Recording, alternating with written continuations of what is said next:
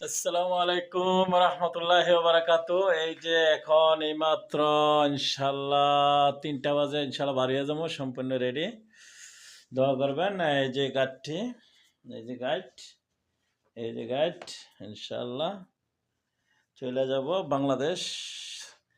আমি তাহির আল জুবাইর, দাম্মাম টু ঢাকা।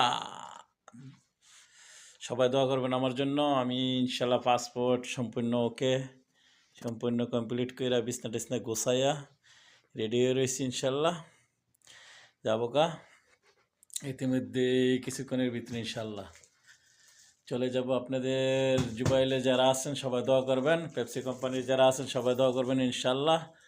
সবার জন্য আমিও দোয়া করি ইনশাল্লাহ, আমি যাতে সুখ মতন দেশে যেয়ে পৌঁছতে পারি।